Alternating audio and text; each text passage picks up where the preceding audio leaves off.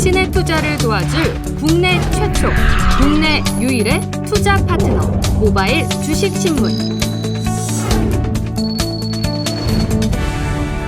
가입 문의는 인포스탁 홈페이지를 참조하세요.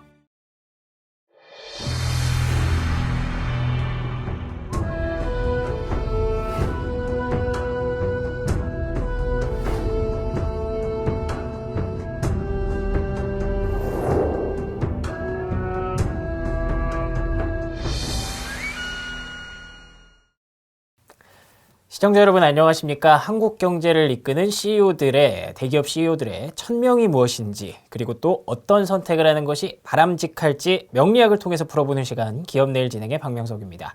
자, 오늘도 함께해 주실 우리 조규문 박사님 모시겠습니다. 안녕하십니까? 안녕하세요. 네. 조규문입니다.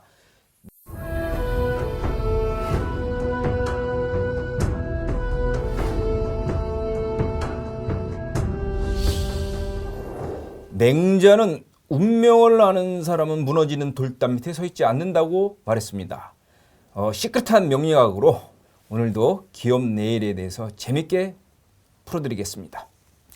네, 알겠습니다. 계속해서 재밌게 정말 명리학의 재미란 이런 것이구나 라고 느껴질 수 있도록 우리 시청자 여러분들께 다가가고 계신데, 자, 오늘 순서는요, 효성그룹입니다. 효성그룹은 사실 사업적으로 어떤 어려움이 있다기보다 어떤 형제 간의 좀 다툼이라든가 좀 외부적인 요인들에 의해서 문제가 조금 발생하고 있는 그런 케이스인데, 명리학적으로 봤을 때는 어떤 요인이 지금 작용하고 있기 때문이라고 봐야 될까요? 이거를 명리학적인 부분으로 접근을 하기보다는 뭐 인간과 사회, 삶 이러한 관점에서 접근을 해보는 것이 조금 더 보편적이고 논리성에 접근하지 않을까 그런 생각을 합니다. 이 형제 간의 다툼이라는 거, 이거는 뭐 효성그룹만 그런 게 아니고 롯데그룹도 그렇고, 그쵸. 또 우리가 또 지난번에 했던 대한항공 한진그룹도 그렇고, 네. 대한항공 한진그룹도 그렇고, 이 어떤 후계자 구도가 끝난 그 이후에 형제간 또는 오누이 간의 이 다툼은 대기업에서 이렇게 간혹 우리가 볼 수 있는데, 근데 이거는 기업에서만 일어나는 문제가 아니고 한 나라를 다스리는 어떤 이 정치 권력에서도 나타나는 걸 우리가 수시로 볼 수가 있는데, 아주 멀리는 조선시대 때 태종 이방원이, 그 이방원이는 저희가 조선시대는 장자 계성으로 내려가는데 장자는 네. 아님에도 불구하고 많은 형제들을 다 죽였지 않습니까? 그리고 이제 그쵸. 왕이 됐고, 네. 뭐 요 근래 우리 가까운 이웃에 있는 북한의 김정은 같은 경우는 뭐 자기 형 김정남을 또 제거했지 않습니까? 그런데 우리나라만 그런 게 아니에요. 중국도 역사에서 보면 정관의 치 아시죠? 정관일치요? 정관의 치 당태종. 어. 예, 당태종 이세민은 중국 역사상 가장 훌륭한 황제들 중에 한 사람으로, 여러 사람 중에 한 사람으로 꼽히고 있는데, 사실은 이 당태종이도 원래 장자가 아니었어요. 그 위에 형 이건성이 있었거든. 형 이건성이가 황태자였는데 형을 죽였어, 화살로. 화살로 쏴서 죽이고, 그리고 자기가 정권을 잡고, 그 다음에 이제 황제가 된 다음에 정관의 치를 해가지고 이제 나라를 다스렸는데, 그래서 이렇게 볼 때 어떤 이런 문제는 대기업만의 문제가 아니고 인간의 어떤 권력이나 욕망이 존재하고 있는 이런 곳에는 얼마든지 일어날 수 있는 것이다, 이렇게 얘기할 수 있는데, 사주, 관상, 이름, 풍수 이런 것을 종합적으로, 입체적으로, 총체적으로 해석을 해야지 사주 하나만 해서는 안 되고, 또 하나 거기다 시대적인 거, 환경적인 요인까지 틀림없이 같이 결부시켜서 우리가 해석을 해야지 좀 더 정확하게 접근할 수 있다. 저는 그렇게 말씀을 드리고 싶습니다. 예. 네, 알겠습니다. 현재 그 본사가 지금 공덕 쪽에 있습니다. 공덕은 사실 최근 들어서 집값이 정말 많이 오른, 우리나라에서 뭐 가장 많이 오른 동네 중에 하나라고 봐도 과언이 아니거든요. 뭐 최근에 그 마용성이라는 말도 있지 않습니까? 마포, 용산, 성동 이렇게 대표적인 그런 동네 중에 하나인데, 자, 그러면 효성그룹의 본사 위치 당연히 좋다고 봐야 되지 않을까요? 풍수적으로 이제 사진에 나와 있는데 조금 요 어떤 풍수에 대한 이 효성그룹의 이 풍수에 대한 어떤 가게 역사를 좀 한번 우리가 생각을 해봐야 될 것 같아요. 이야기를 예. 좀 하고 넘어가야 될 것 같아요. 이 효성그룹의 창업주 조홍재 선대 돌아가셨죠, 회장. 요분하고 삼성의 창업주 돌아가셨죠, 고 이병철 회장. 네. 이 두 분이 사실은 함께 삼성물산 공사를 공동으로 설립을 했습니다. 그런데 공교롭게도 이 두 분의 고향이 거의 비슷해요. 오. 조홍재 선대 돌아가신 회장께서는 경상남도 저 사진 저 지도 좀 예예 저기 있네요. 경상남도 함안 저쪽에서 태어나셨고 바로 그 이웃 동네에서 바로 그 이웃 동네 경상남도 의령군에서 바로 이병철 회장이 돌아가신 삼성에 태어나셨다 이거 아닙니까? 근데 저 두 분만 태어난 게 아니야. LG그룹 있죠. 예. LG그룹의 그 창업주 구거 돌아가신 그 회장님도 저 동네에서 태어났어요. 이렇게 볼 때 우리나라의 아주 굵직굵직한 이 대기업을 창업하신 초창기 그 회장들은 저 지역에서 주로 많이 태어나셨어요. 신기하네. 예, 그래서 저 지역이 이제 풍수에서 상당히 명당이다 이렇게 회자되고 있는데 지금 효성그룹 회장 네. 조현준 회장인가요? 네네네. 저기서 태어났습니다. 오, 그래요. 예, 출생지가 같아요. 물론 이런 어떤 출생지에 관련된 풍수적인 거 이런 거를 고려해 보거나 또는 그 조현준 회장이 어떤 태어난 그런 어떤 위치 이런 걸로 봤을 때는 아마도 마포 공덕동에 있는 저기 효성 본사가 예. 풍수적으로 아마 명당이지 않을까 이렇게 예측을 해보는데 예. 우리 저 사진 나와 있네요, 지도. 저기서 보게 되면 일단 그 효성 본사 저 앞으로 보게 되면은 지하철이 5호선 6호선이 지나가고 있어요. 그렇죠. 더군다나 저기 또 그 뭐야 공항에 가는 거 공항 철도역 공동역도 있습니다. 맞습니다. 그래서 저기는 뭐 트리플 역세권이에요.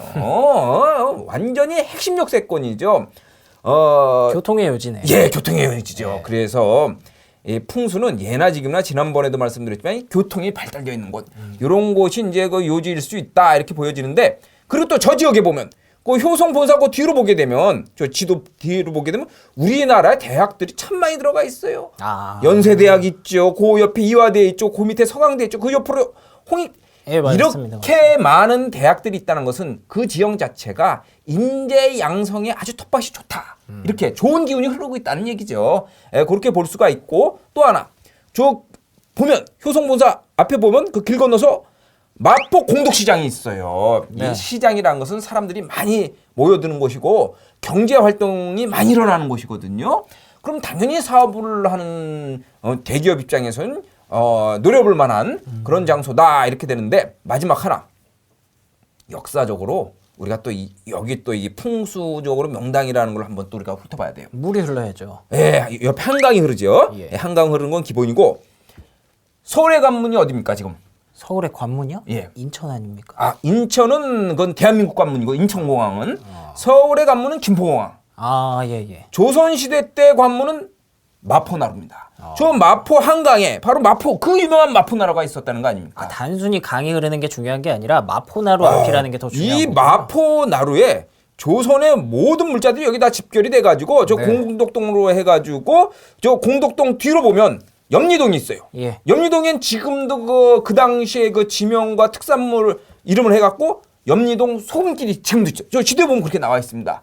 소금하면 조선시대 때는 재물의 상징이거든요. 최고죠. 네. 예. 그래서 모든 이 재물이 물자들이 마포나루에 모여갖고 조기를 통해서 한송으로 들어간 거죠.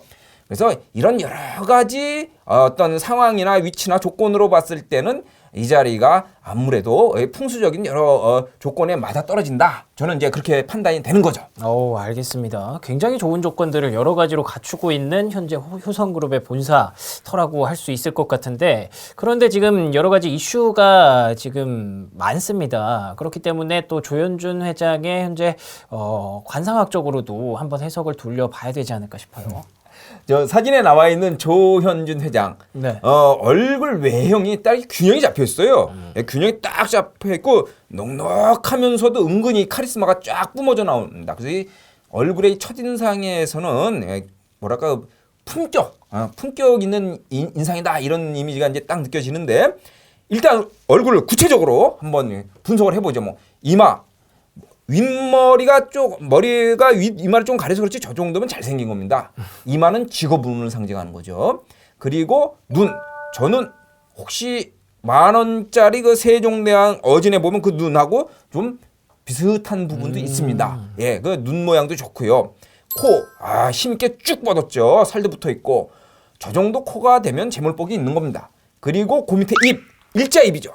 일자입인데 조금 가늘어요. 가늘면서 일자입은 의지가 있고 책임감이 굉장히 강하고 추진력이 있다는 겁니다. 그리고 그 밑으로 양압과 아래턱이 굉장히 단단하고 힘 있어요. 저거는 55세 이후에 말년복이 좋은 것을 상징하면서 인맥, 대인관계에 굉장히 좋다는 걸 상징하는 거거든요. 전반적으로 봤을 때는 이 정도 얼굴이면 관상학적으로는 좋은 얼굴이다 이런 생각이 드는데 이분 얼굴 딱 보니까 혹시 떠오르는 사람 있으세요? 글쎄요. 나는 이분을 딱 보니까 우리가 지난번에 그 현대자동차 정의선 부회장 할 때 테슬라 자동차 회장 앨런 머스크 봤죠. 예. 그 얼굴이 갑자기 딱 떠오르더라고요. 물론 똑같지는 않죠. 동양 사람하고 서양 사람이 분명히 차이가 있는데 어떤 이미지가 좀 비슷한 부분이 있어요. 저기 마침 사진이 나오네요. 예. 보게 되면 이게 오각형의 얼굴이 딱 같고 그리고 눈매도 눈에 카리스마 있으면서 반짝반짝 빛이 나요. 그러면서 그 양압과 아래턱이 딱 같아요. 물론 이마는 앨런 머스크 회장이 좀 더 잘생겼습니다. 뭐 잘생긴 건 잘생겼다고 얘기를 해야죠. 예. 그런데 저 왼쪽에 조현준 회장 눈썹을 우리가 한번 봐야 될 것 같아요. 네. 왼쪽에 조현준 회장의 눈썹을 보게 되면 그 얼굴의 왼쪽 눈썹을 보면 가운데만 조금 있고 양옆으로 눈썹이 하나도 없어. 안 보이세요? 보여요. 관상에서 눈썹을 뭐라 그러냐면 형제군이라고 합니다. 저렇게 눈썹이 뜯어먹은 것처럼 지워지고 나다말다한 거 저런 현상은 형제복이 없다는 거 이렇게 얘기를 하고 있거든요. 그래서 관상학적으로 보면 아까 뭐 형제들하고 좀 싸우네 사이가 안 좋네는데 관상학적으로는 저게 해석이 되는 거죠. 예. 그렇군요. 알겠습니다. 자, 효성도 아무래도 뭐 중공업 쪽에 굉장히 강점이 있습니다만 섬유라든가 화학이라든가 이쪽 같은 경우에는 경기에 민감할 수 있단 말이죠. 그렇기 때문에 최근 들어서 이제 미래산업 쪽에 투자를 하기 위해서 뭐 수소경제 쪽으로 굉장히 강하게 드라이브를 걸고 있는 걸로 알고 있습니다. 또 탄소섬유 이쪽 신소재 산업도 마찬가지고요. 자, 그래서 이런 미래산업을 추진하고 있는 현재 효성그룹과 현재 상황의 어떤 궁합을 따져봤을 때 어떻게 봐야 될지, 그리고 지금 현재 투자 지역이 공장 부지가 울산에 있는 걸로 알고 있는데 이쪽의 입지는 또 어떻게 보시는지 궁금합니다. 앞에서 이 조현준 회장의 얼굴 관상에 대해서는 이제 얘기를 드렸는데 그 이미지가 앨런 머스크 자동차 테슬라 자동차 회장하고 좀 비슷한 부분이 있다 이렇게 얘기를 드렸는데 그래서인지 이 사업에서도 이 발빠른 행보 그리고 과감한 이 투자와 힘 있는 추진력 뭐 이런 것들을 보이고 있는 것 같아요. 그러네요. 둘 다 이제 신사업 쪽에 굉장히 투자를 많이 하고 있네요. 제가 볼 때는 그래서 이와 같은 그 수소산업 그리고 탄소섬유 신소재 발음도 잘 안 나오네요. 탄소섬유 신소재 사업에 투자하는 이 전략은 효성그룹이나 또는 조현준 회장의 미래를 위해서 아마도 신의 한 수가 되지 않을까 그렇게 조심스럽게 예측해 봅니다. 예. 그렇군요. 그리고 지금 저 사진에 이게 화면에 떠 있는 저 울산 용현동 공장 부지죠. 저기가 우리나라에서 울산하면 자동차하면 울산 이 자동차 이 산업단지로서 이 울산 딱이 각인이 되지 않습니까? 네. 요런 어떤 우리나라 최대 자동차 산업 도시에 이 공장 부지를 선정하고 이렇게 산업에 있어서 생산을 시작한다는 것은 지정학적으로 보면 유리하면 유리하지 불리하진 않을 것 같습니다. 그렇죠. 그 손무도 전쟁의 신 손무도 손자병법에서 그런 얘기했습니다. 지형에 따른 이로움과 불리함을 판단하는 것이 승리 판단의 아주 중요한 조건이다 이렇게 얘기를 했거든요. 그런 관점에서 보면 저건 지정학적으로 아주 유리한 지정학적으로 유리하다 그러면 풍수적으로도 유리하다고 우리가 좀 넓게 해석을 할 수 있는 그렇죠. 그런 거다. 이렇게 저는 말씀을 드리고 싶습니다. 알겠습니다. 뭐 지금까지 뭐 가족적으로 이렇게 내부적으로 그리고 신사업 추진 또 공장 부지 이런 부분들 살펴봤는데 마지막으로 한 가지 여쭤보고 싶은 게 가신그룹이라고 하죠. 그 중에서 가장 대표적인 사례를 이제 효성그룹의 김규영 사장을 또 들 수가 있을 텐데 이분과 조현준 회장과의 궁합은 어떤지 이것도 또 성명학적으로도 또 풀어볼 수 있을 것 같아요. 조현준이라는 이름은 오행상생으로서 좋은 이름이 나오고 있습니다. 그리고 김규영 사장의 김규영 이름 역시 똑같이 한글로 이름 짓는 방법에서 우리가 풀어보면 접근해보면 김이라는 성과 규영이라는 이름 이 자체가 오행상생으로서 좋은 이름입니다. 참고로 여기는 지금 안 나와 있는데 효성이라는 그 이름. 그룹명 효성 요것도 오행상생이 되는데요.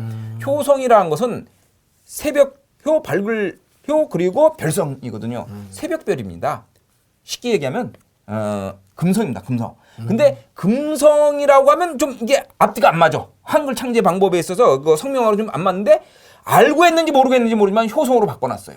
효성이라는 이름은 아주 좋습니다. 그래서 이름으로 봤을 때 뭐 두 분의 궁합도 괜찮고 효성이라는 이름도 아주 잘 지은 것 같다 이런 생각이 들고요.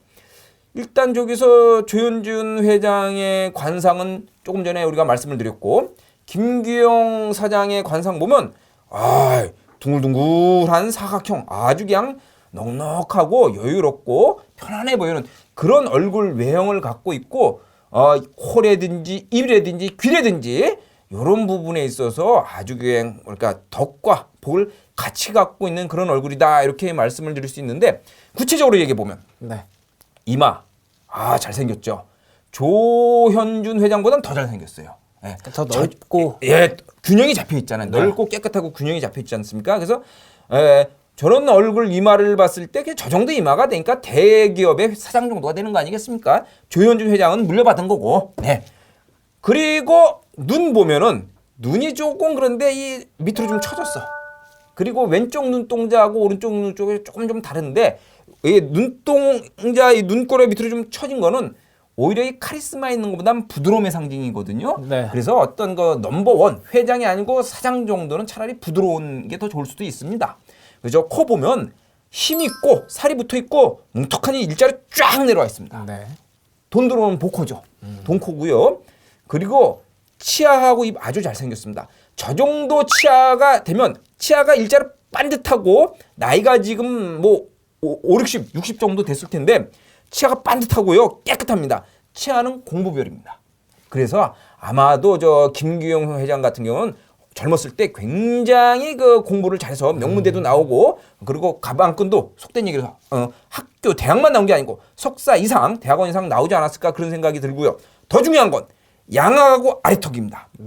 양악하고 아래턱이 옆에 조현준 회장하고 얼추 뭐 버금갈 정도로 쫙 각이 잡히면서 부드럽게 내려오면서 힘이 딱 받쳐줬어요. 양악하고 아래턱 입은 초년, 중년, 말년 중에서 사람의 운 중에서 말년운에 해당됩니다. 저 정도 양악하고 입하고 아래턱을 갖고 있다는 것은 넓은 인맥과 그리고 리더십과 어떤 거 사회적인 위치 이런 걸 나타내는 거거든요. 그래서 아무래도 저 정도 하관을 갖고 있기 때문에 대기업의 사장이 되지 않았을까 이런 생각이 드는데 어떤 두 분의 이름이나 또는 두 분의 관상으로 봤을 때는 두 분의 궁합은 서로 밀어주고 끌어주고 여러 부분에서 이런 정도 궁합이 되지 않을까 이런 생각이 듭니다. 그리고 마지막으로 그 효성그룹 조현준 회장의 경영 철학이 논어에서 공자가 강조했던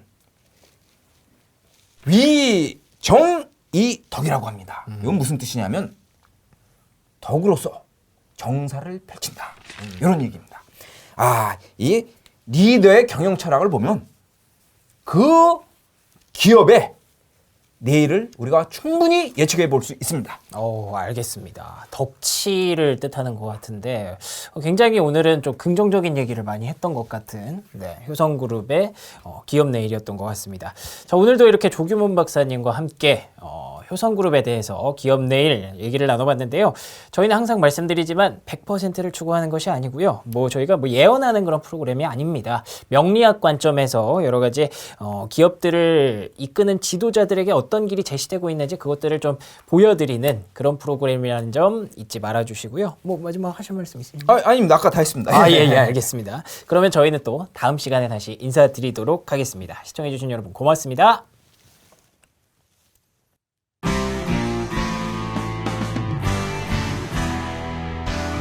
한국형 블룸버그, 인포스탁 미디어 그룹. 기업을 봅니다. 인포스탁 데일리. 당신의 투자를 도와줄 국내 최초, 국내 유일의 투자 파트너 모바일 주식신문.